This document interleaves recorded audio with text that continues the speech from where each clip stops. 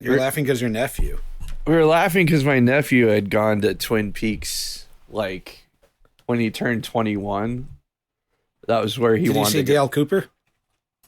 Dale Cooper? Yeah. Yeah. He had a fine cup of coffee. Damn fine cup of coffee. Damn fine. Did he see Laura Palmer's body wrapped in plastic? Yeah, they have it hanging on the wall. Yeah. Well, he did see some tits, though. Ah, fuck. Ah, fuck. Damn it. Oh, no. Are we okay? Now I got Baja Blast in my ass. Jesus Christ. Jesus Christ. That might be a very entertaining cold open. Especially since I said Baja Blast in my ass. Blah. Yeah. Blaha. All right. Baja blasted my colon. Jesus Christ. Really cleans it out. It gives you a nice Baja fresh feeling. Baja blasted him. Well, that's why I like high colonic Baja Blast colonics. Oh, yeah. All right. Anyways, we go to... So, my nephew went to Twin Peaks, which is a restaurant where they show their... Boobs. Well, not all the way. Nah, it's like Hooters, but it's supposed to be more rugged, quote unquote. It's Lumberjack Hooters. Lumberjack Hooters, yes. But he went like the place. It's funny though. They came back. Like they closed here, and then now they're back again. So for his 21st birthday, and for some reason, my sister went there today for her birthday. That's weird. Which is weird, but my brother-in-law wanted to go there. Which, I'd be kind of like weird about saying, but I know they don't listen, so fuck it. Yeah. But they sent me a picture. Is this the brother-in-law you do or don't like? I only have one brother-in-law, so. Okay, yeah, never mind. Yeah. I equally hate him and equally like him. Anyways, so yeah, he took her there for, I don't know. Anyways, so I said, oh, I know what picture to put up in my house. And my nephew's wife is like, why? I'm like, because it's funny. What the fuck do you think I'm going to put her picture up for? It's not for the girls. They look like they're 12. Yeah, they look really young. It's really young. It's unsettling. Yes. Guys, But they got wonderful chicken tenders if you guys want to go there. I don't know. What was it that people said that was good at Hooters? Was it the wings? Yeah, they said the wings. I don't know. I never went. Yeah, I went there once because some guys wanted to go there when I was in Texas. It was after we got back from Iraq, and I actually didn't eat anything. I just was like, all right, we can go. And like, he was flirting with the waitress, and I'm like, I don't know.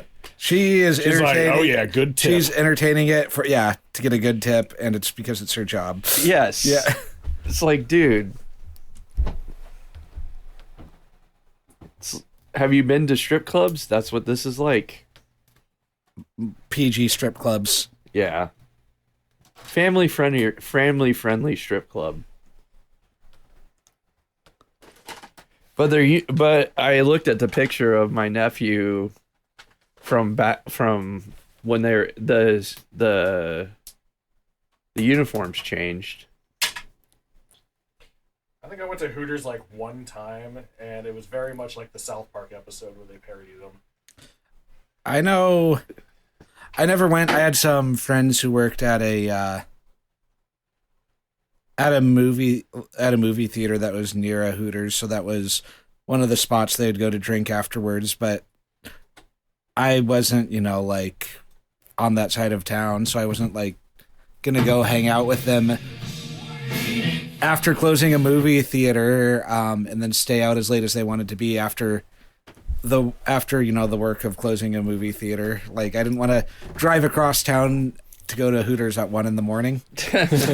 and only stay for an hour, because that's last call. Is there even a Hooters here anymore? I don't think there is. Yeah, I think the one over in Council Bluffs is gone too.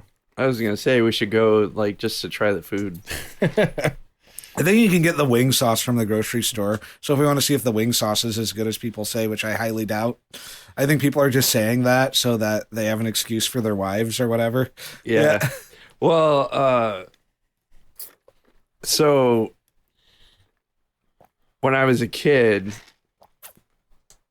one of my neighbors across the street, she lived with her parents, but she worked at Hooters.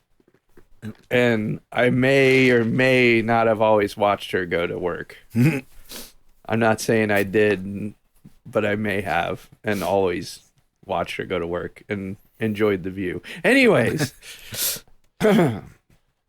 All right, let's get this. I'm not a pervert. Not a pervert. I was 13. Fuck you. Let's get this shit started.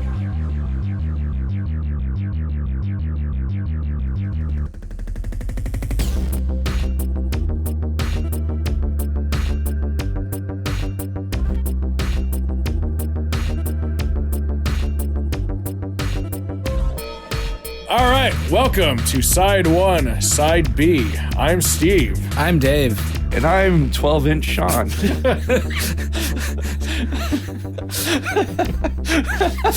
Sean was hiding his power level. I've grown since.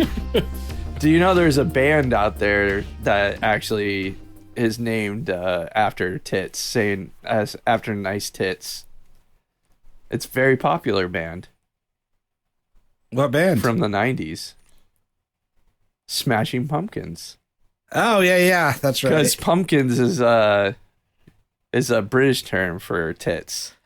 Smashing. And smashing is a British term for nice, so nice tits. But they're not a British band, so it's super annoying that they did that.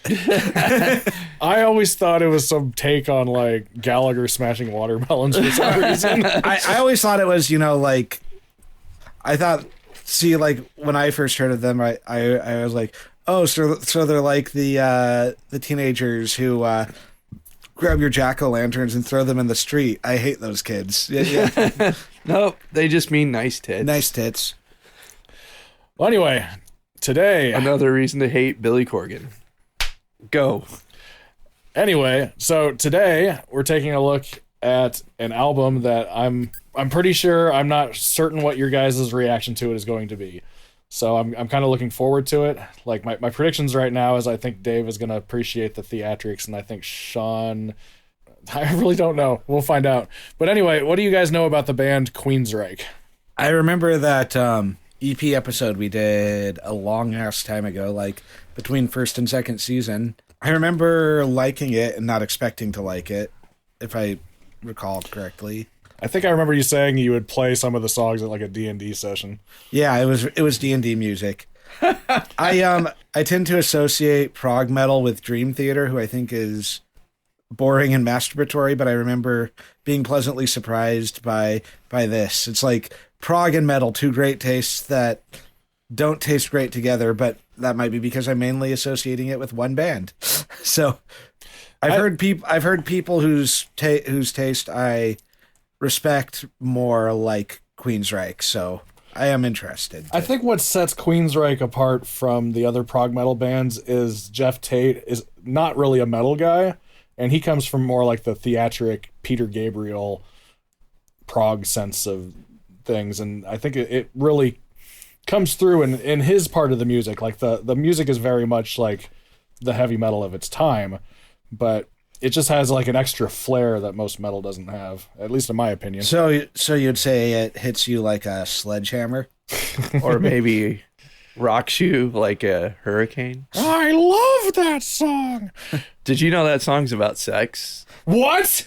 Yeah. Did you know that Peter Gabriel's sledgehammer is his penis? Yeah, the bell end, that's what the, British call they call it a bell end. I do like Sledgehammer. That's a great song. That is a great song. All right. So what about you, Sean? What do you know about the band Queensryche? I know there's umlauts over the Y, and I hate them for it. How do you pronounce an umlaut over a Y? Reich. Reich. Uh, I'm sure I've heard some by them, and I can't remember.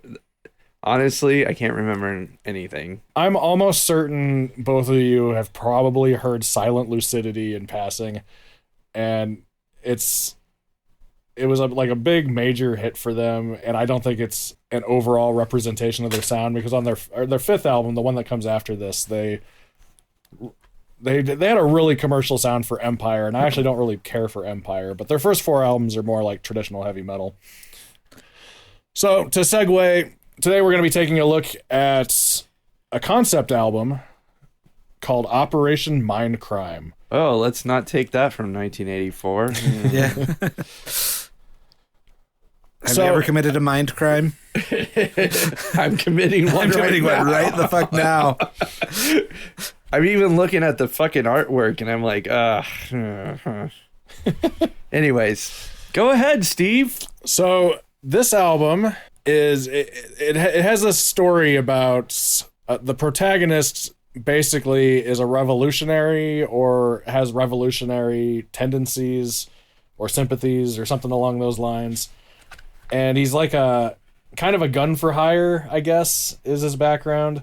And he ends up getting caught up in this anti-government movement. Oh, he's a gun for hire, so he's dancing in the dark? Yes. Can't start a fire. Can't start a fire without a spark. Okay, go ahead. Go ahead. And I don't want to give away like too much of the story, but I don't know. I think, Dave, you're probably going to sympathize with the character a bit. The inspiration for the album, and I'm just reading this off of Wikipedia. I didn't do a ton of research for this album beforehand because we switched some things around, so I wasn't quite planning on it. But the idea came to Jeff Tate after moving to Montreal, Canada, and listening to the loose talk of members of the militant Quebec separatist movement who had grown friendly with him. And some of them, I guess, were engaged in bombing and terrorism. Cool. Yeah. I want to make friends with Quebecois separatists. That sounds fun. I know. I'd love to hear more about that situation that he was in. I tried to find some videos to watch on it, but there wasn't like a whole lot on it. He also incorporated some memories of his friends who had become derelicts due to heavy drug use. It sounds like his bandmates weren't quite sure about the concept, so the guitarist Chris DeGarmo was kind of the first one to talk the rest of the guys into it. So he went to the one guy, and then the other guy sold the rest of the guys. Am I committing a mind crime by wanting to meet Quebecois separatists who bomb people? Yep. Yeah. And then after that, we can go meet members of the IRA. So yeah. Oh God. Today we'll be listening to this off of a cassette, or in other words, a cassette. And you have a CD. I do, but we're going to listen to it on the cassette.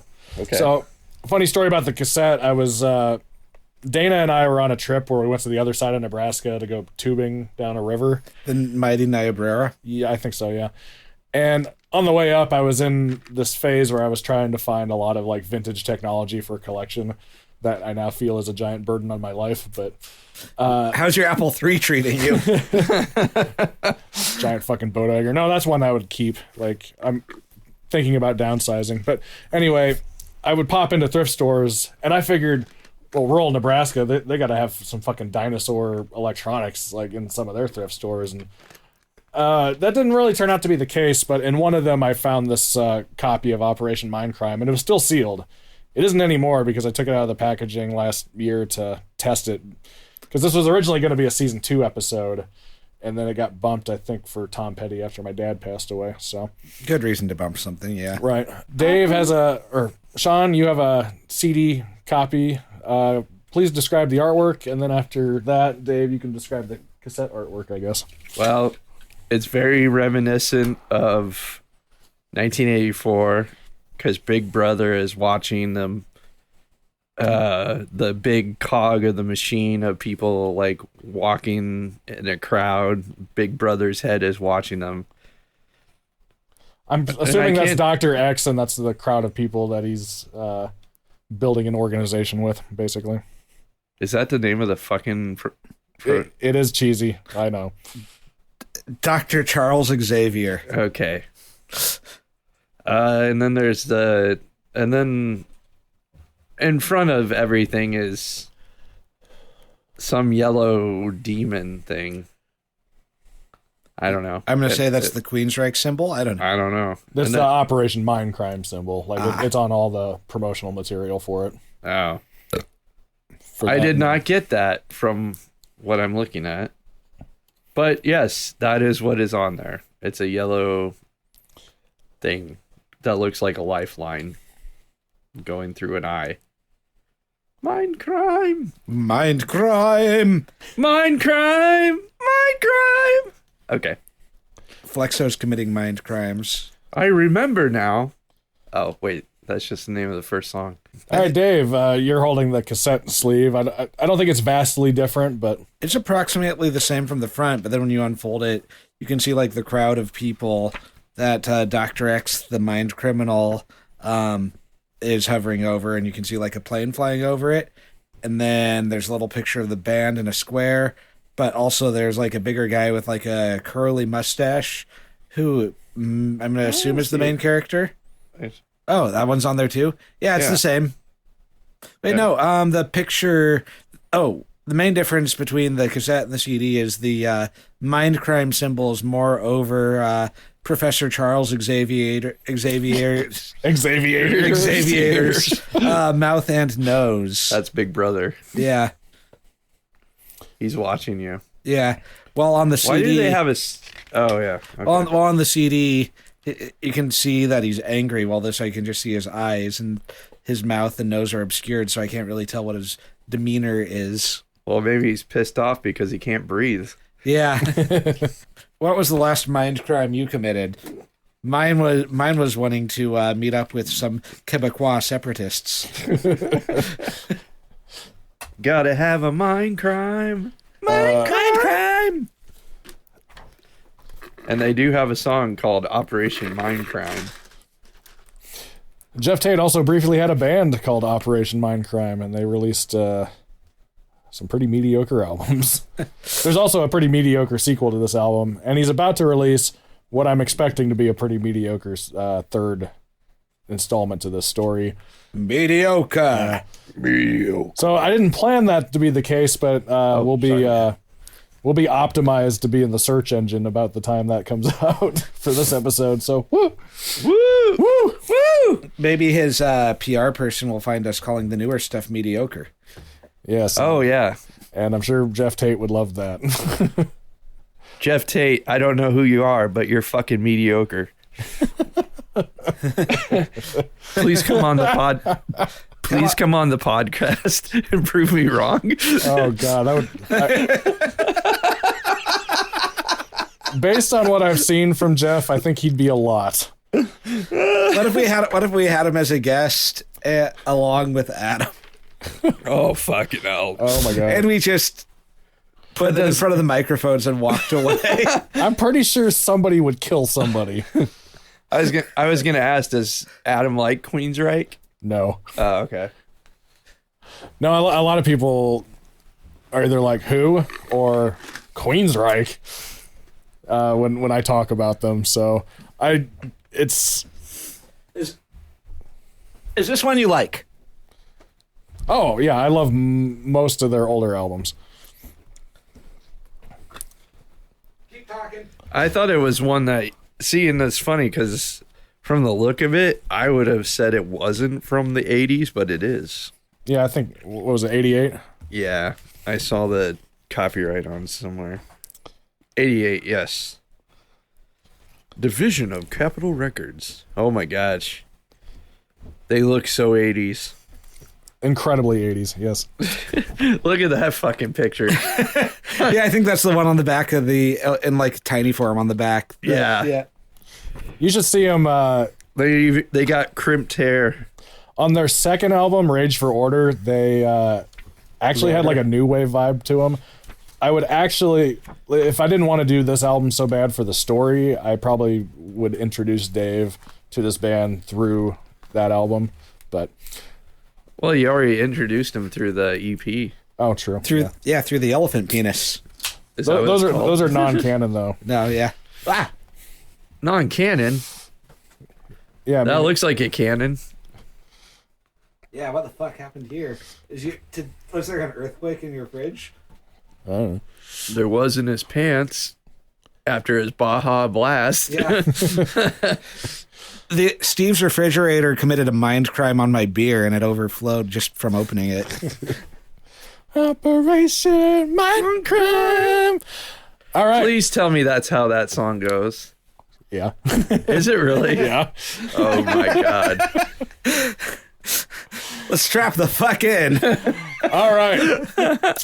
Let's talk about side one. So, let's talk about the lineup. So the lineup for this album is Jeff Tate, lead vocals, keyboard, whistles, and blurbs. Oh, I was hoping that was burps. And burps. Michael Wilton on guitar, Chris DeGarmo on guitar. Sounds like they both played a number of different kinds of guitars, like Just so you know, 12-string. it's a 6-string and a 12-string and a 6-string acoustic. And the same thing. And Chris DeGarmo played a lap steel yeah. and a guitar synthesizer. Then we got Neat. Eddie Jackson on bass and Scott Rockenfield on drums and keyboard on one track.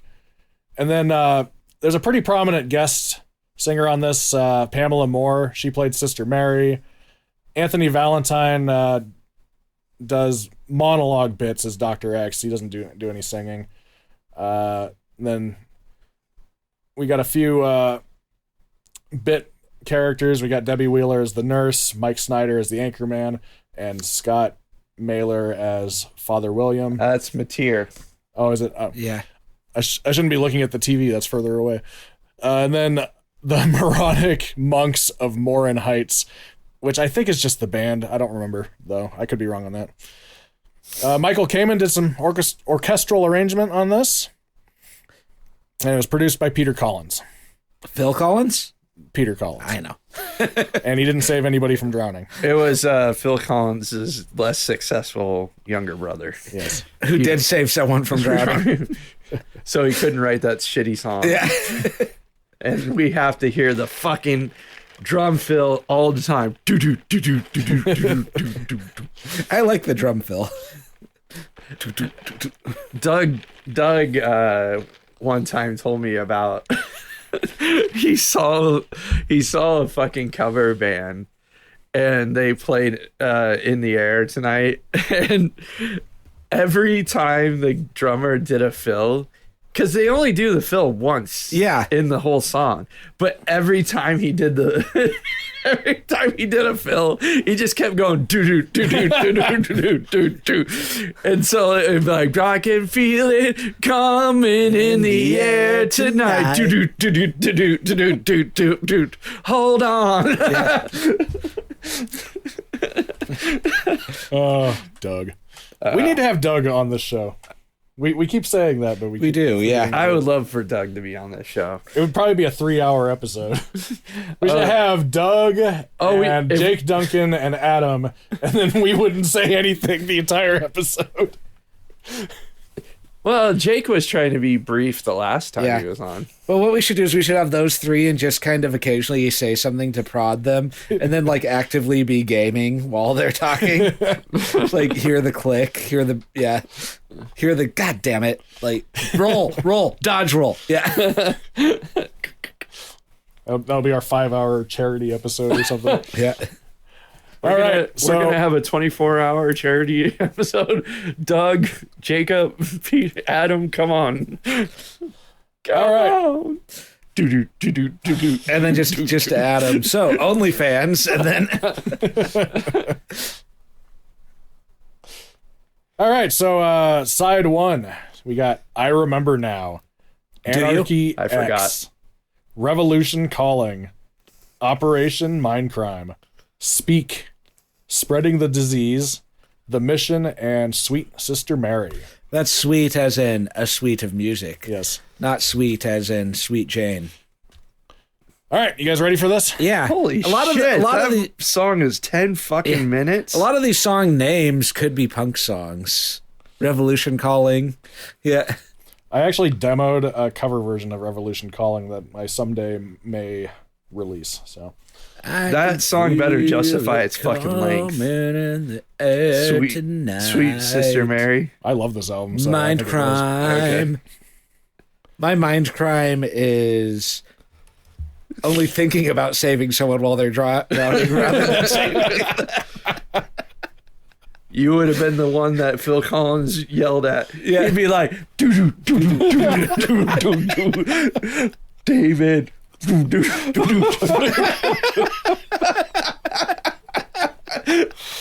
doo doo doo.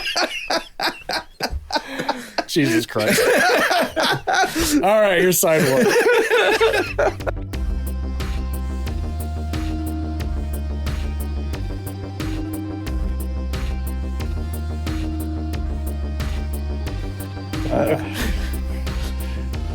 What's going on? That's about what I expected. Yeah.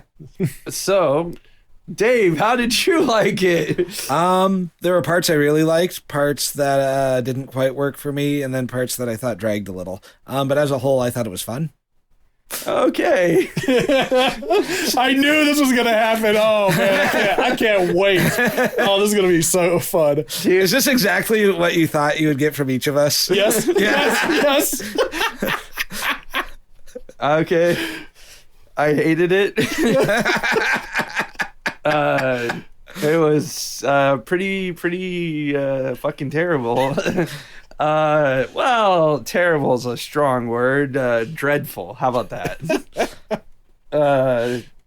Halfway through the side, I was like, "Oh, is this what it's gonna all sound like?" And then, yes, I was right. It all sounded like that. So yes, this is definitely not my wheelhouse. Definitely not my taste. It was terrible. This would have been a better season 1 or a season 2 episode. All right, well. Now my turn. So to be honest, I think what draws me to this album the most is I find the protagonist to be incredibly relatable, just in his like desire for societal change and getting swept up in like a movement. I do think some parts of the story are pretty clunky. Like the story kind of reminds me of like a story from like the heavy metal movie. Yeah. In a sense, like it's kind of like a B story, really. But that said, I like it enough that it draws me into it. Unlike Sean, like I do like progressive metal, so I think that just works for me. I like some. I just didn't like this. The production might have been what I most didn't like about the sound. I would have liked it to be a little dirtier. Yeah, maybe you'd enjoyed the live version more. I will say this. The first time I heard it, I didn't really latch onto it at first. It took a few listens for me. I do. It does make me wonder about the effectiveness of music for long form storytelling. Because Tommy, like the original rock opera. Yeah. You do not get the story the first several times you listen to it. And the story for Tommy kind of sucks, but the album's great. Yeah. Yeah. And then like better example, The Wall. Good story. Yeah. You really get a lot out of the story when you listen to it, but you can listen to the songs on their own as well. Yes. So I can't imagine listening to these songs without having the story be a part of them, and I couldn't tell what was going on in the story a lot of the time. Well, it was like listening to an episode of Mystery Science Theater without the laugh track, without the bots making fun of the story, because it reminds me of like Warriors from the Lost World or something like that. It's just that's the kind of story level we're on here, and like in some ways it reminds me of like a video game story where like there's a story but it's there to justify the video game, but that's about it. That's kind of what it feels like. It's a concept album, but There's just individual songs though, like Revolution Calling. Like I just really relate to what the character is saying in that song. Same with Speak. Like he's just so mad that he wants to go burn the White House down. I mean, who doesn't relate to that these days, right? Hi-yo. Legally speaking, that's a joke. Yeah. Yes, I joke about this stuff. Yeah, no, yeah, I would have liked a little messier and a little less story forward, I think, but I had fun through most of it. I did appreciate that the story was more like, I don't know, dystopian, low-tech sci-fi with mind control through drugs rather than like high fantasy or like big space opera. Yeah. I was like, when is this going to end? Hey, Sean, I have good news for you. The second side's shorter. Like a lot shorter. I hope so. Fuck me, dude. I was like, that last song, I was like, fucking hell. I feel like they could have broken up that last song. I feel like they could have chopped it off. Like, I feel like it could have been 2 minutes. It doesn't bother me, but there could be some moments that could have been chopped out, I think. I will say this, and we'll get more into it when we get to the song, but I felt like the mission was a little too exposition-y. Yeah, I feel like there's a lot. But also at the same time, I'm trying to think of like what a better way to do that would be. But anyway, Yes. Any more general thoughts? I think suck. that's it. No, I can understand, and I'm trying to be as I can understand why you would like this album, Steve. I can understand why people would like this album. I just know I don't like this album. I can tell you why I don't like it. And we'll find out. Yeah. I do. Oh, one more general thought. I do think it was kind of weird how long it took to actually get started. That was dumb. Yeah. Yes. I do think Anarchy X is a little bit fluffy, but let's just go track by track. So I Remember Now is just a skit. It kind of sets the scene. Pointless. Cut it. I'm fine with it. There was a it adds some theatrics to it, I think, which helps. They could have just not named it as a track. Yeah. It was funny that it started with a little synth bird thing that you said wasn't in the CD version. No, I haven't heard that on CD or streaming, so I think it's I've just never heard it specific to this cassette thing. Maybe they were trying something new, or it's just like, oh, that's the start of the tape. I don't know. Yeah. I thought I wonder if maybe it's it was on a the mistake. record. It wasn't. Well, I don't know about the record, but I thought the Orwell reference with Dr. Blair was a little on the nose. But Yeah. well, it was. He did write it in nose. like 86, 87, so 1984 is probably really on their minds. Yeah. Well, the whole Reagan era. Right. Yeah. Well, he moved to Montreal, so to get away from Reagan. I'll admit it. Once in a while I'll have like a full album listen through of this where I listen to all the like those two songs, the first and second song. But most of the time when I listen to this album, I skip them. They're pretty fluffy, especially Anarchy X. I don't. It's an instrumental that doesn't really seem to go anywhere. It was kind of interesting though that it was called Anarchy X and it sounded like instrumentally, at least to start off with, it sounded more like punk than prog metal. I think he was trying to capture the vibe of like a rally or something, because you could hear like somebody with like a megaphone in the background. Yeah, there were like crowd noises but no vocals. Right. Then the solo at the end was much more in the prog metal territory. Yeah. And like with the strings coming in, it was just kind of like it could have been like a intro even to Revolution Calling. Yeah. Yeah.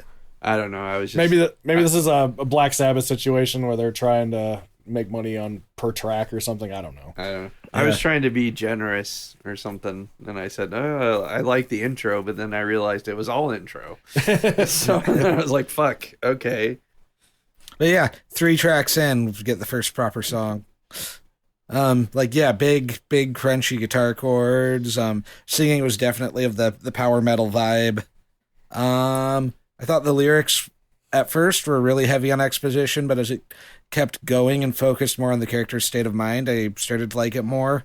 Relate to the feeling of like feeling surrounded by propaganda and how that kind of just makes you doubt everything around you. because you don't have like a bass line of something to grab onto. I do like specifically shouting out fear mongering about communism being a scam. Me too. Yeah. Yeah. Well, I see why you guys relate to this one, where I don't relate on that point. So I said, sounds very 80s. The guitars are drenched in fucking chorus. And the guy had to remove his nuts to hit those high notes. I hate the guy's voice. I hate it. I hate it. I hate it. I hate the guitar. The guitar, like, normal tone is fine. When it goes into lead tones, it sounds like shit. Gotta say, I am really looking forward to the bad episode season album I'm bringing in from this band. Oh, this isn't the bad album? Fuck me. Ugh. This is like the critically acclaimed album from what I can see. Yeah, like the fucking the guitars, man. Just I think the drums are fine, but you can hear the fucking reverb on that snare, like. You mean I like the 80s drums, so. And yeah, it just, to me, it just sounds overblown, and I hate the guitar tone so much. See, Sean and I differ on guitars. Oh, well, I mean, when I approach my own guitar tone, I try not to use a whole bunch of gain anymore, and that's something I picked up from you. But I like high gain guitar. I like the way that they use it here. I feel like their playing is in like that, heavy metal shred style, but I think it's more interesting than what usually you get out of that type of player. It feels like they put more thought into. I don't know, like some of the solos to me, like I was having a hard time. I was going back and forth on the solos to see. I'm like, do they sound interesting, or do they sound just like, oh, here's a solo, we have to do a solo, this is an 80s song? I find them interesting, and that's what I felt like every time. I like heavy metal guitar a lot. But every time a solo came up, like that's what it felt like to me. It's like, we have to have a solo. Here's a solo, and like all 80s songs have this like very structure where they're like really fast in the verses, like and then they slow down for the chorus. So they want to get like the revolution calling. They want to get their fucking message through. I'm not saying that it's a bad message. Yeah. But I'm just saying that's the way it always sounds to me. And this just sounded very typically 80s to me. And it just grated on my nerves. Like even though they're trying not to be hair metal, they have that hair metal like style. It does have that sound, yeah. But I think the guitar playing was excellent. Yeah. I'm calm. Yeah. I'm calm. I thought the playing was good. I would have made different production choices. Yes. I just think that the sound of like all the guitars, like the guitar, like they always, like, for some reason in fucking Van Halen did it. It's because of the fucking Van Halen. It is pretty similar to Van Halen's vibe. They put the fucking flanger on the guitar for the solo, because fucking Van Halen did it, and it like, and in the 80s you couldn't get away from fucking flanger. It's like, take the fucking flanger, take the chorus off, it's fine, you can have a solo without it. Anyways, this makes me wonder if Dave would like the live version of this better. I don't think I was saving it for Sean, but I probably would. Yeah. There might be saving it. Yeah. For me. I don't know. Well, I mean, it's not like drastically different, but I mean, in a live setting, it just tends to be a little more raw. It plays to the room rather than. Well, yeah. I'm sure the guitar is still drenched in chorus in the live version. I'm trying to think. Yeah, it's been a while since I've listened to it. Yeah. I don't know. See, I don't mind it. I think I would also make different production choices, but that said, I don't mind how it sounds. Yeah. Yes. The production choices are dated is the main thing too. Yeah. Maybe that's what it is. Is that what I'm trying to say? I would be interested in a remix like when Pink Floyd remixed A Momentary Lapse of Reason, or the upcoming Rush Grace Under Pressure remix. I would be interested in that. In fact, I mentioned that I demoed a version of Revolution Calling for my solo project, and I tried to make it sound more like the EP that I showed you. So, Oh yeah. That would have been interesting. Yeah. next song, Operation Mindcrime. The little skit thing at the beginning was cheesy, but I thought it was funny. Yeah, you had the exact same reaction I had when I first heard it. I just thought it was funny because it sounded like, fuck this, you know.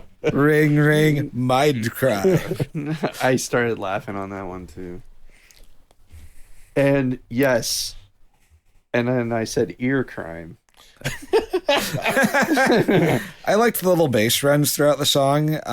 It was like when it started with the skit, I was like, oh no, is there going to be like minutes of like little story stuff between every song? But it was brief, and it felt like it's like, okay, now we're in the fucking album. And so yeah, like the little bass runs here or there.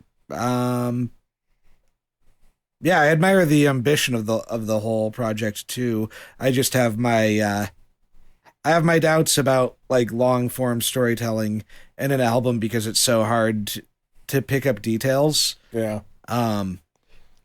Yeah. Well, you ready for me? Please. I said I like the guitars until the singer ruins the song. And then the chorus, but I found the chorus fucking hilarious. It was Operation Mindcrime. Oh my god, that was hilarious. Anyways, and that was where I'm trying to decide if I like the solos or not. Because I was like, are they doing, then I just realized it was like the same thing. It was like, okay, we have to have a solo. Here's a solo. Done. Mindcrime. Operation Ear Crime. I want to go murder a priest now. Anyway, legally that was a joke. I'm sorry that I'm doing this to your album. You like this album? I don't give a shit. I like this. He wanted different opinions. I like this song, but it's sandwiched between two songs I like a lot better. Like you, I think the beginning is pretty funny. I like the motivations of the character. I do think this song drags a little bit. I can tell you why this song was written. You want to know why this song was written? Because they named the album Operation Mindcrime. So they're like, we have to have a song called Operation Mindcrime. So that's why they wrote the song Operation Mindcrime. And that's what this song felt like. Well, there were a lot of story bits in it that I think were needed. Yeah, but I'm saying that's why they wrote this song. It's because they're like, oh, this is the story. So we have to, like Dave's saying, is like, it's kind of hard to do it was a forced song. Like, it feels like it was forced in there. You know? Because you even said like you like the songs surrounding it better, but it seems like a forced song because he's like, oh, we named the album Operation Mindcrime. That's the whole theme. Well, and we need to get some exploratory bits in here. There are a lot of great musical moments in this though. Like Dave mentioned the bass runs. I think they really stood out on this song, and I just disagree with you. I like the guitar playing on this album. Okay. Oh, no. See, that's a disagreement. Yeah. I'm not saying that the guitar playing isn't good. I'm just saying that... You don't like the tone. It's just not your thing. The tone of the production. Yeah. Yeah. The production is not my thing. My thing. All right. I'm wondering if maybe the next album... like I should bring like lo-fi stuff next. Like, or soon. Like, do like Guided by Voices or something next where it sounds like it was recorded on a home tape recorder. I'm just looking forward to Sean's reaction to Macintosh Plus. I'm excited for that. Yeah. Okay. Because I don't think he's gonna like it. I need to find something that you don't like. Good luck. Should I bring in jazz? Do you think I should bring in? I just don't know what you guys would be able to bring in that I wouldn't like, that you two also wouldn't like, or that you two would both like. I think I should try a jazz record. I love jazz. What jazz record have you listened to? What's his name? Miles I Davis. listened to a bunch of Charlie Christian. I've listened to a bunch of Wes Montgomery. Okay. Django Reinhardt. Okay. Les Paul's technically jazz. No, he's country. In some eras, he's considered jazz. Okay. All right. I'm going to see if I can fuck you up and bring in a jazz album. I think I'm going to love it. I'm trying to think of one that would be kind of weird. Steve likes weird shit. I'm in Lucid Fugue. Yeah. Then I'll try to find one that's straightforward and I don't know. Anyways, we'll try to. I think you have a challenge on your hands. I gotta try and define. There's a chance if I bring in B1000 by Guided by Voices, the production will be like. Steve is fine with low production, but he doesn't always like it. I think the production might get to him with that one. Okay. All right. I'm gonna try to find something that he wouldn't like. Good luck. All right. Next song, Speak. My favorite on the side. Yeah, I really like the lyrics on this one. Again, I really like the characters' like motivations. I like that he gets kind of swept up into something that. Yeah, he doesn't. Yeah, he's so desperate for change that he enters a cult without kind of realizing it. You know. Yeah, which happens in organizing spaces. Yeah. Go ahead. Because it sounds like Dr. X, which I admit, Sean, very corny name. Probably should have went with something else. Maybe it didn't sound as cheesy in the 80s, but it does now. But well, not as bad. It's about as on the same level as Static X. So I mean, you know, but he was 90s. But Dr. X co-opted a movement. It sounds like, and like this guy got swept up in it. Yeah, I thought the drums were a little too loud. That's one of my thoughts on a lot of like 80s stuff is like the drums do stand out a little too much. I also like, I've said before and I'll say it again, my favorite drum sound is like the early Kinks singles. Yeah. I did say this one had a better solo than the other songs. Yeah. So far. I do really like the guitar work on this song. I did compliment. I said it was better. I'm saying I like the guitar work on this song. I said it was better than the other ones. Yeah. I liked the sleazier approach to the vocals that were in parts of it too, rather than the operatics quite as much. I liked how as a song it felt more focused on the kind of like social issues that he's upset about that are relatable to real world social issues rather than just on the story. So this felt like the most like a song that could be listened to on its own to me. I feel like some of the lyrics in this album just aged too well. Yeah. I said I liked the message, kind of. Yeah. And then I said I liked the guitar intro until the singer kicked in and then ruined it. I thought the outro was cool. Yeah. It was fine. Yeah, favorite on the side. It was the least bad on this side. All right, next one. This is kind of the introduction to the Sister Mary character spreading the disease. Basically, she was a prostitute that became a nun, and future wax, and the priest and her get it on the altar. So that's fun. So yeah, I like the song. It's got sleazier vocals, at least to start off with. Yeah, it's just a really sleazy vibe at first. I mean, you can kind of imagine the Vegas Strip, just the Strip. You know, I thought like when it started bringing in more like the politics and social issues at the end, it felt like it was getting off on a tangent. Yeah, I mean, this album is kind of a tangent. Yeah. Oh man, this is where I started to get like really annoyed. And I'm just like, fuck, kill him already. Because I'm just like, spreading the disease, just kill him.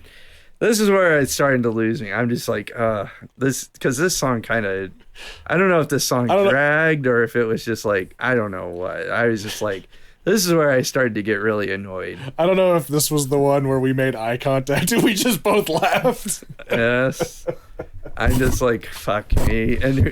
And you knew what I was thinking, and I know what he knows I'm thinking is that I'm not liking this. And yeah, so that's all I have to say about that. Moving on, because this is a long fucking album. Next one, The Mission. I don't dislike it, but I feel like it was a little exposition-y. Yeah, I think I've heard like the televangelist intro, like talking about opening your hearts and your pocketbooks. Like, I feel like I've heard that kind of thing in like little skit intros to like Dead Kennedys or Bad Religion songs quite a bit. It's pretty common. Yeah. There's a number of metal songs that do that. Oh man, I liked the acoustic at the beginning. I think maybe it might have been more interesting if it would have stayed in that space. I said I thought we were done with the wall of shit until with the acoustic intro, and then the bullshit started. So I was like, oh fuck, we're back into it. I mean, there was a little reprieve in the middle somewhere. He brought the acoustic back, but then it just kept on with the wall of shit.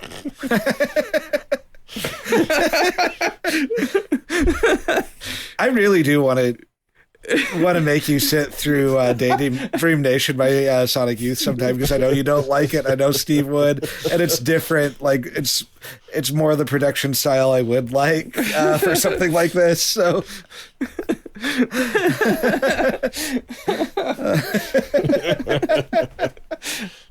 Oh, great, grand, wonderful. What's the next fucking song? This fucking song should have ended like 5 fucking times. This fucking song. Oh, are we too Sweet Sister Mary now? That's the one I'm talking about now. Okay. Are you ready to move on to that one, Steve? Yeah, so That should have ended Mary. fucking 5 fucking times. It was too fucking long. This one was the one 10 that was fucking minutes. It did not deserve that fucking runtime. This one was the one that was most hampered by the story. There were parts in it that felt like it was there for a fight scene, but we don't have a fight scene playing in front of us, or like an action sequence of some kind. So they probably could have. I think that's down. coming in the next side. Yeah, but yeah, it starts with like story stuff, then a lot of atmospheric chanting over rain sound effects. Whole thing was pretty heavy on narration. The bass line during the part with the police siren, though, sounded really cool. I think the bass player might be the MVP for me on this. And then there was like a really intense guitar part that I liked with what I assumed was one of the action sequences. And I thought the monk chants got a little cheesy over time, but were kind of fun. But then I stopped taking notes because it started dragging on too long. I said, what the fuck? The monks got loose again. Because I wonder if it was the same monk from Heaven and Hell. yeah, and then Who let the monks out? Just one monk overdubbed over and over again. I don't mind the length of this song. I said I think he wants to fuck the nun. He does. He definitely wants to fuck the nun. He does fuck the nun. Did he already fuck the nun? Yeah, at this point in the story, he'd been with her for a while. Like, the mission was kind of explaining their relationship, and then Dr. X sees... Oh, I was so involved in it. I know, that I missed that. Anyway, Dr. X sees their relationship as a threat and orders him to kill them. And that's what Sweet Sister Mary is. He's ordered to kill her and the priest. And he doesn't want to do it, but he's kind of being controlled against his will, so he's resisting, but then he ends up doing it. So there are moments where I do remember it went back into a section that I'm like, well, it probably didn't need to do that. But otherwise, I mean, heavy metal cheese is just something that's ingrained in me. So I like the big epic monk chants and the church atmosphere and the build up from it. There are no more songs close to this long on the rest of the record, Sean. I was like, Jesus Christ, end already. I'm like, just fuck the nun and get it over with. But I guess he already did. Shoot the nun. He already fucked her. Yeah. He fucked her in the mission. Or spreading the no, it's the priest fucked her and spreading the disease. All right, that's side one. Sean, ready for side two? Well, the needle lies, man. Let me tell you. Yeah, it's shorter. I will say it's kind of fluffy on side two. So. Oh, really? I can't imagine. All right, here we go.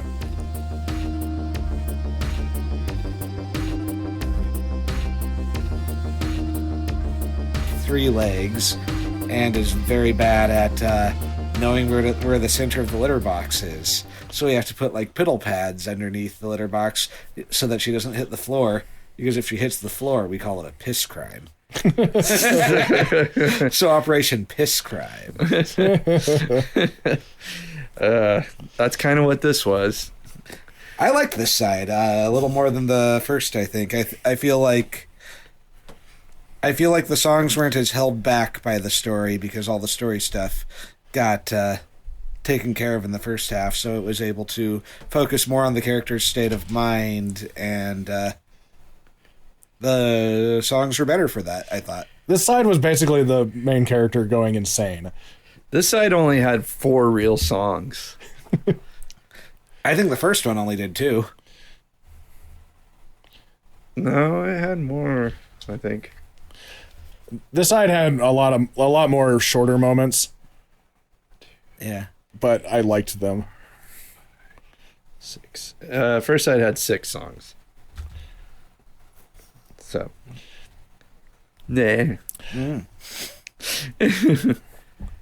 I think I like this side better too, because it was shorter. I do think it didn't have any moments that were like Sweet Sister Mary, where the story really like got in the way of the album as an album. So yeah, like I thought this was good. I liked the individual songs quite a bit, with one exception. Yeah, I thought this was a pretty solid side as a whole. I have a few nitpicks here and there, but yeah, no, this was good. I would listen to a live version to see, without the dated production, how I would feel about all this, or listen to a remix where they either lean harder into the art rock side and produce it like, I don't know, Peter Gabriel or Hawkwind, or lean entirely into the metal side. And yeah, because I am still convinced that prog and metal are two great tastes that don't taste great together. Like, I think the strength of prog is being, like soaring and sweeping and moody and atmospheric, while the strength of metal is being, like tough and gritty, and those two impulses don't always work together, at least for a full-length album. So while I was taking a piss, it came to me what this reminded me of: Iced Earth. No, it was much better than Iced Earth. And it is about the same, like... Iced Earth was most certainly influenced by Queensrÿche. Oh, yeah, probably. Yeah. It just reminded me of, like, the same kind of story. Like, he was trying to tell a story through metal and stuff. I don't know. I know they're probably not the progenitors of that. I'm sure someone else has done stuff like that, right? Well, I mean, there were moments on this album that ripped off the wall, so... Well, yeah. I'm like... But Pink Floyd's not really a metal band. They're prog. They're pure prog. Yeah. They're not even pure prog. They're more art rock, because they're not as technical as a lot of prog is. This album might have been a pioneer in the metal concept album. I'm sure there were some before it, but this is like one of the earliest examples I can think of. Yeah. I enjoyed it more than Dream Theater in general too. Like I felt like there's some good ideas, and my main hang-ups were when it got a little exposition heavy, or when the story got in the way of the music, or just the production. But like as a whole, I thought, yeah, like I give it a solid B, mainly based off of my personal biases. Holy shit. Yeah. I think it's fine. It's funny how I kept saying I wasn't sure with Sean. I fucking knew. I was lying to myself. Yeah. But I did have a feeling that Dave would like the theatric elements of this album. What if I came in and said I loved it?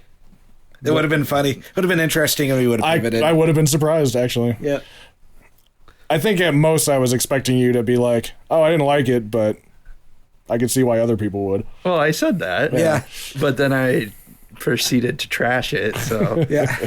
but that's just me because I'm gonna trash it on why I didn't like it.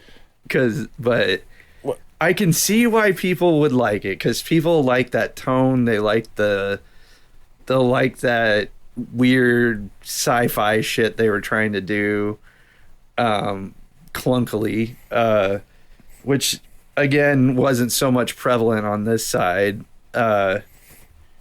We haven't gone song by song yet, but yeah. I mean, I could see this story being animated into like a heavy metal style movie. Like I think it would fit that. And I can format imagine the perfectly. little characters in Mystery Science Theater making fun of it. Sorry. Especially the part where the priest and the nun are fucking on the altar. That was really melodramatic. Yeah. I thought it was funny, to be honest. Well, yeah.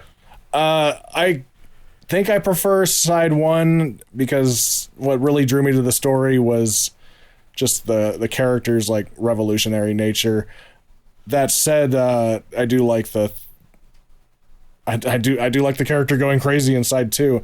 There's really only one moment on this side that I kind of raise my eyebrow at, and we'll get to that. We'll get to that when we get to that. But otherwise, I do feel like Sean said, there aren't like a lot of real songs on there. They're like a lot of interludes.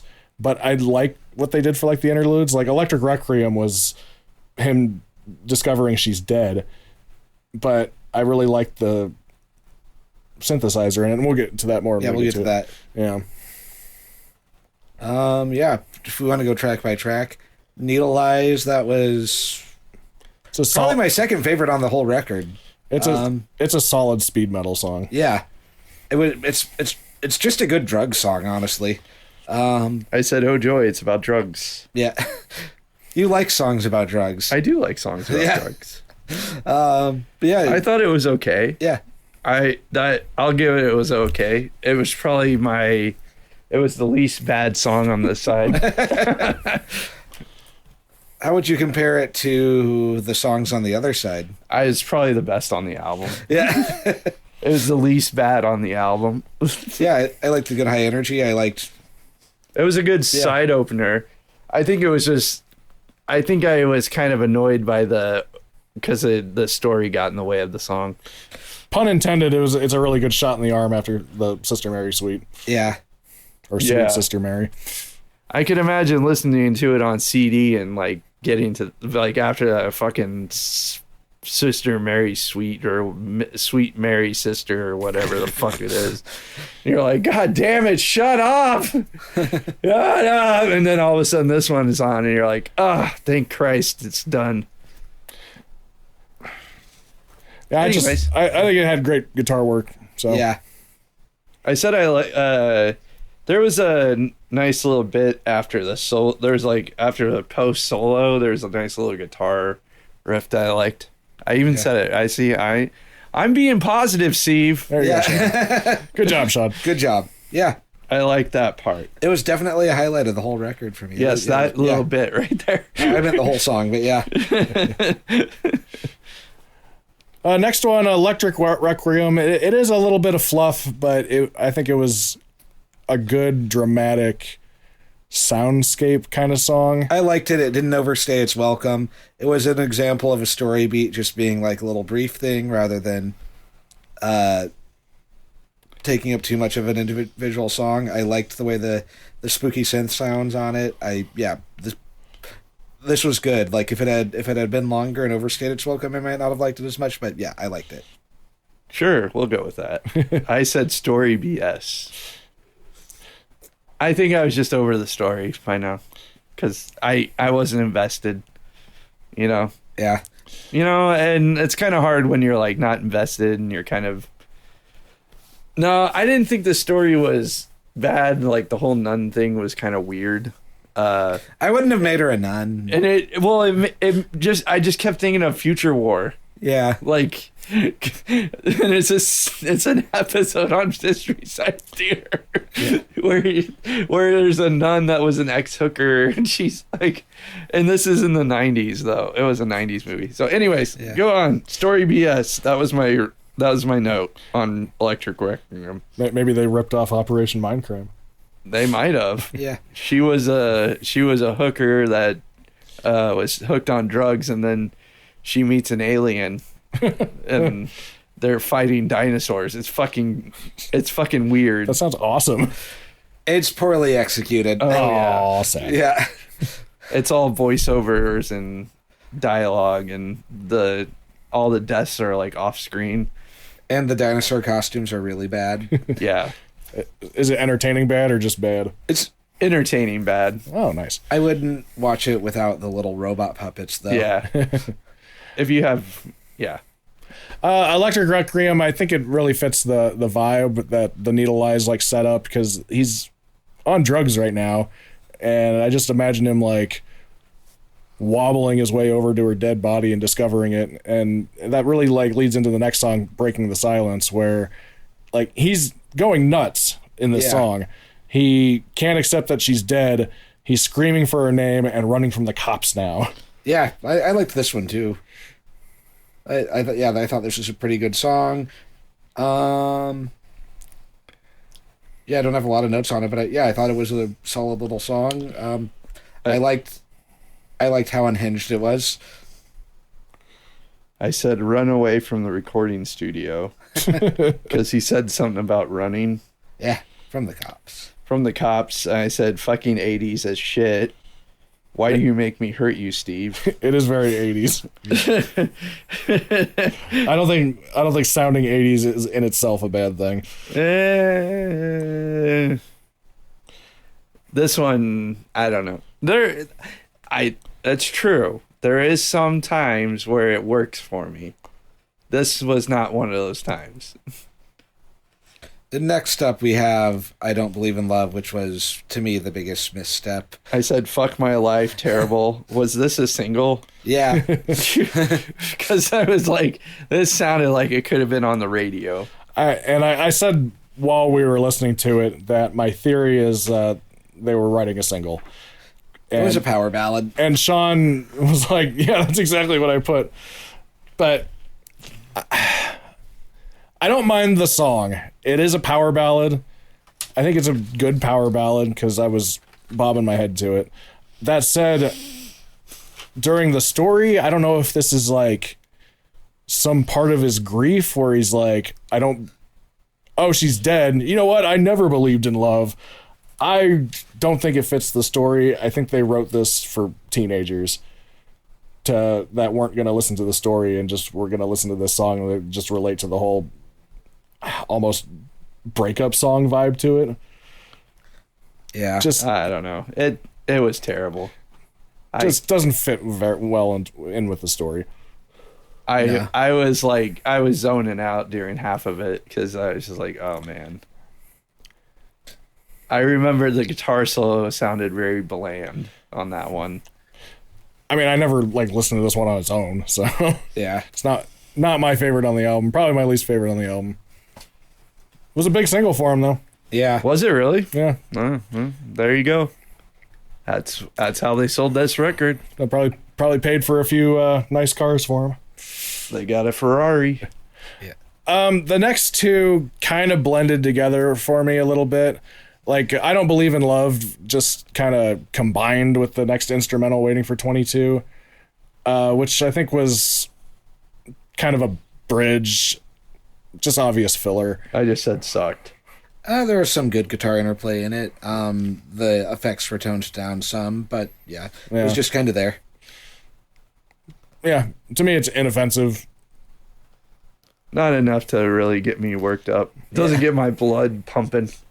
Probably a good break for Jeff Tate after doing that whole set, like when they performed this whole album live. Yeah, he's like, chords, hey, drag out Waiting for Route 22 a little bit. Yeah. Nick, I mostly liked My Empty Room. I wish it hadn't gotten like really big at the end there. I wish it would have just, because like how long it was staying in that space, I was like, yeah, this is an interesting change of pace. I like Empty Spaces better. Yeah, this one was basically him in his insane asylum. At this point, he's been so traumatized that he doesn't like remember anything that's like happened. So he's just kind of there. I was like, holy shit, my God, you killed her. Yeah. But yeah, I wish it hadn't built to the big ending. I wish it would have just sat in this space and then maybe gotten bigger with Eyes of a Stranger later. But yeah, I thought it was pretty good. Just one small tweak. Yeah. There was a moment, I think it was this song, or it was either the end of this song, the beginning of the next song, where it really just ripped off Pink Floyd. That's why I said I like Empty Spaces better. Then the last one, Eyes of a Stranger. Fun fact, I guess this is the one they've played the most during their career. That was pretty good. Yeah. It didn't like wow me like a lot of the other songs on this album, but solid closer. So I wrote an essay. Never remind me I could be listening to Pink Floyd instead of your shitty band. Oh, Queensryche. Oh yeah, this was the last song. It's just as bad as the rest. The only good thing about this song is that it is the last song. I am glad that I will never have to listen to this fucking album again. This is their best. I am not impressed at all. Still, I'll take this over Def Leppard. I liked the ominous intro to this one. I also liked the outro where the two guitars were kind of playing off of each other. Yeah, it's just a straightforward heavy metal song. He's in the final throes of his insanity where he's looking in a mirror and he doesn't recognize himself, and then it just it loops around to the beginning of the album with the I Remember Now thing. And yeah, so that's it. Yeah. He just remembers everything at the end. Dr. X is still out there fucking shit up. So there is a sequel to this album that they released in 2006, like well past their prime. Ronnie James Dio guested on it, and it was the best part of the album. And if I ever play anything from that album for you guys, it would be probably just that song, because it really isn't anything to write home about. Like, Nicky gets out of jail, he's dealing with the guilt of his past, and he decides to get revenge on Dr. X, and he gets his revenge, and he isn't satisfied with the results of it. Musically, like I said, they were not only past their prime, but Jeff Tate was like in the throes of just having a giant ego, and a lot of the band didn't even play on the album. Like, their producer like wrote a lot of the songs, and they had like members of the classic lineup like just sidelined. Like, there was a song where they didn't even bother replacing the drum machine, and it's just kind of subpar. They released a single called Power for Jeff Tate by himself, because there was a whole lawsuit later, and that's a fucking giant story that's outside the scope of this episode. But basically, in the divorce, Jeff Tate got the rights to the Operation Mindcrime story. He started a band called Operation Mindcrime and released 3 mediocre albums under that name. And then just about a week ago, he released a single called Power, which I thought kind of sounded like Queensryche, but his voice is just kind of shot, and I felt like his voice like clashed with the rest of the song. So my recommendation, just if you're exploring the Operation Mindcrime story, this is really all you need. You don't really need to explore the sequels, I don't think. My recommendation is skip it. I would give this album, well, in my personal taste, I would give this album an F. However, if you like metal from the 80s, I would give it a C+. Is that okay? Is that okay, Steven? I don't control your opinion. Steve, what grade would you give this record? I would probably say an A. Like, I can't quite put it in like an S tier just because there are a number of Clunky moments on this album. Yeah. That said, just I enjoy the guitar work. I enjoy the musicianship on the album. Like you, Dave, I thought the bass player like really stood out on this album. In fact, the bass stood out to me more than normal, and I almost wonder if that's because we were listening to it on a cassette tape. Yeah. I don't know. I haven't heard it in any other way. So yeah, I think if you're into prog rock, this might be one of the better prog metal albums to try. Because a lot of I'm kind of with Dave on the prog metal thing. I love prog, I love metal. I don't love a lot of prog metal. Like the closest I come is like, I don't know. Would you consider Mastodon prog metal, or would you consider them just like sludge metal? I'd consider them arty sludge metal because they don't scratch the same itch for me as prog. Yeah, I think they're pretty proggy though in a lot of their moments. So I don't know. Do I listen to a lot of prog? I listen to Pink Floyd. Do you listen to King Crimson at all? I listened to their first album. What about Yes? No. Rush? I've listened to like moving pictures. It's a good album. It's not, but it's their least proggy one. Yeah. Yeah. I listened to Fly By Night as well. I had that album, and that's more their rock period, I'd say. Yeah, so. Like their Zeppelin-esque blues rock. Right. Yeah. And then I don't know. You could tell where they were going. Yeah. I don't know. I'm trying to think of someone who would be considered prog that I listened to. Early like Gabriel era Genesis? No. Gabriel's more art rock than prog once he goes solo. This album was to Sean as I am to onions. I should bring in green onions. There you go. It's yellow and white onions I don't like. Oh. No, I mean I like I do like a good album that's like a theme album or like a story album. Like I like Husker Du. That's a theme. That's a storied album. Yeah. Berlin by Lou Reed. Yeah. It's my favorite album by Lou Reed. You should listen to Red by King Crimson. Yeah, that's one that you keep recommending, and I just haven't listened to it yet. Yeah. Jothro. Oh, I listened to Aqualung. Yeah, that's prog. That's firmly prog. So I thought that one was a really good album. Yeah. But that sounds different. That it's a little bit different. Right. I've never really Yes, I guess every time I think of Yes, I always think of like Owner of a Lonely Heart, and I know that's a different era. I know that's like a later era of Yes, their pop rock era. Yeah. So I don't know. So I guess I'd have to look at some prog that I haven't really tried, but I did not like this. I apologize, Steve, for everything I've said. You don't need to apologize. You don't need to apologize. But I need to find something that you hate now because I need to torture you. I just don't think you're going to be able to find something that you like that I wouldn't like. I got to find it. Do you like country? I like certain kinds of country.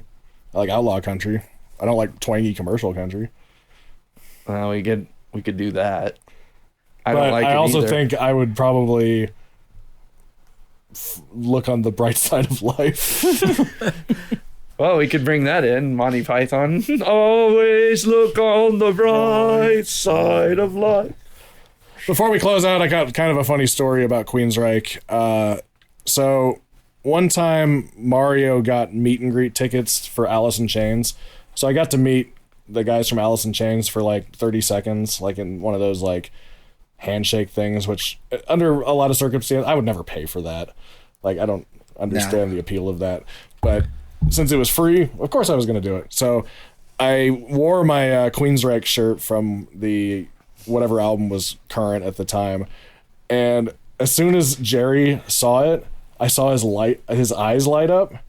because those two bands grew up in the same area.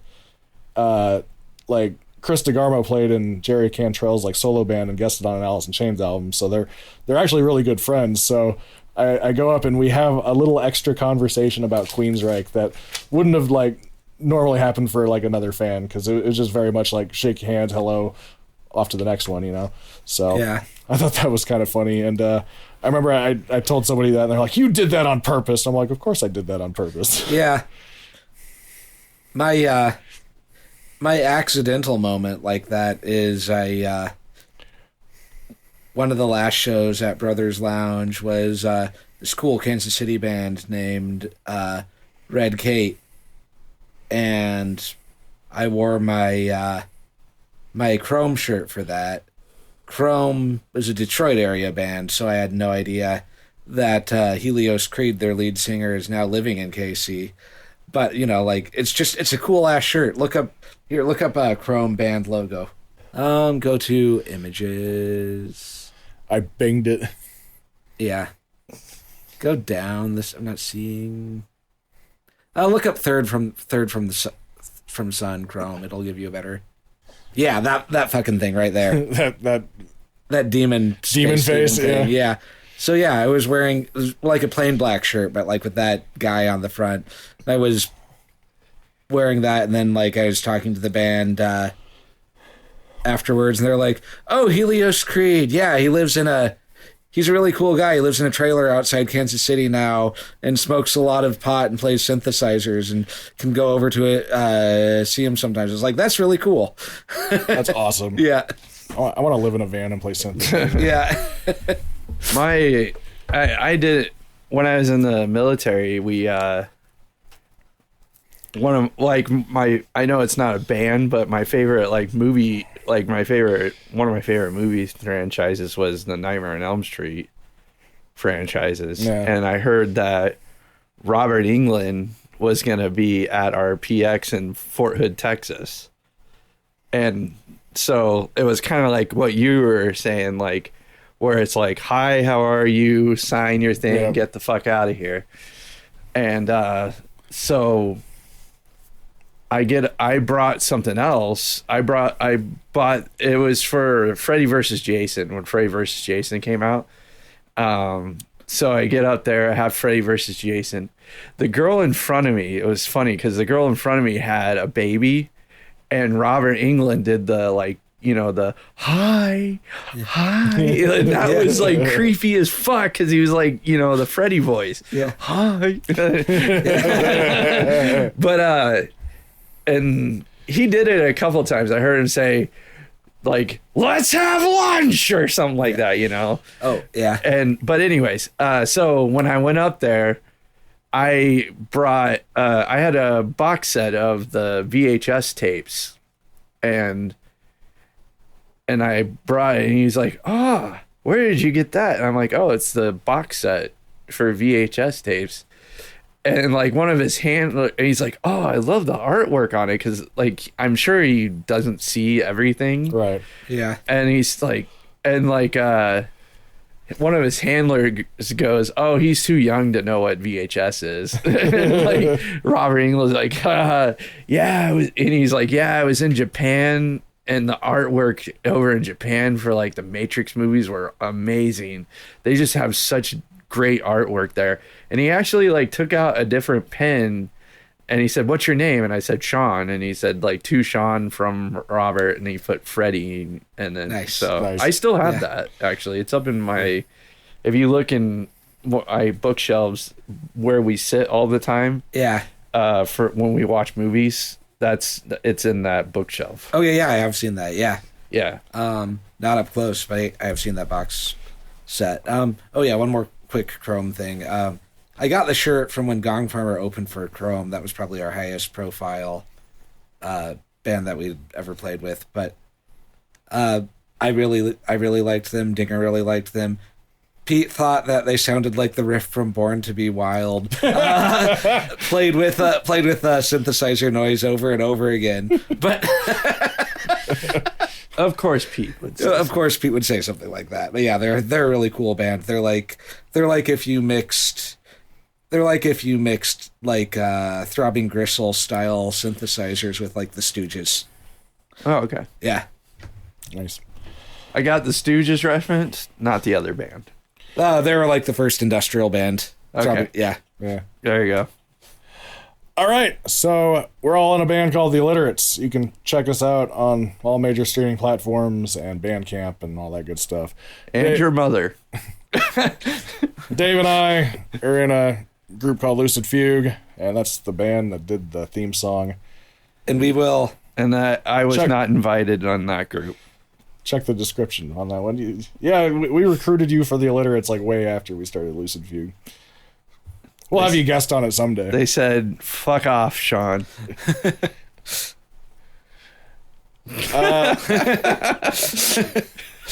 Are you interested in experimental ambient music? No, not really. I'm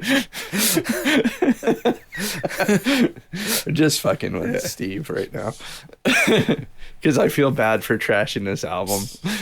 Don't. You didn't like it. It's not the end of the world. I know. I know what my opinion is. Yeah.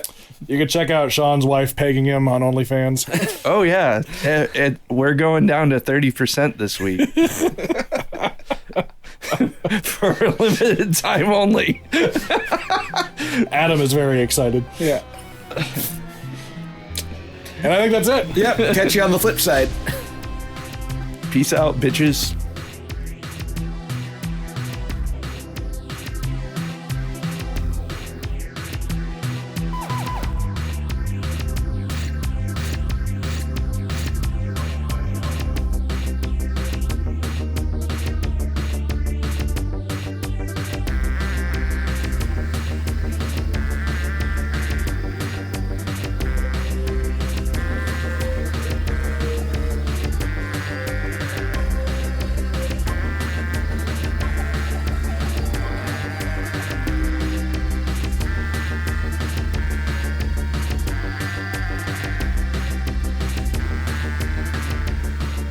Side 1, Side B is a Floof Goof Studios production. Head on over to killrockmusic.com, that's KILRAVOCK music.com, to check out our post-punk band, The Alliterates, and Steve's solo project, Killrock. You can also check out Steve and Dave's experimental project, Lucid Fugue, where the theme song comes from, at lucidfugue.bandcamp.com. You can also check out Dave's old band, Gong Farmer, at gongfarmer.bandcamp.com, spelled GONGFERMOUR.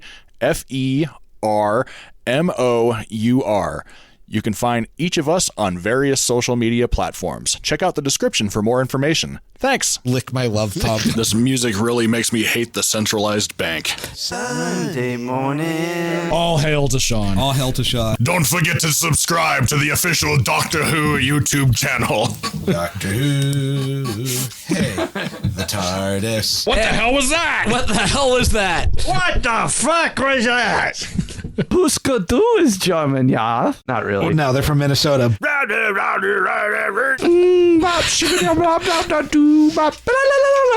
XU. How does it feel? Ziggy, help me! This ain't your papa's Black Sabbath. We ain't dinosaurs now. Somebody once told me the world is gonna roll me. I ain't the sharpest tool in the shed. You knew right away. Got hit by the lights. Yeah. Rev up like a douche. Where the fuck is the beefy bag? Sir, you're just a lieutenant. Shut up. Do.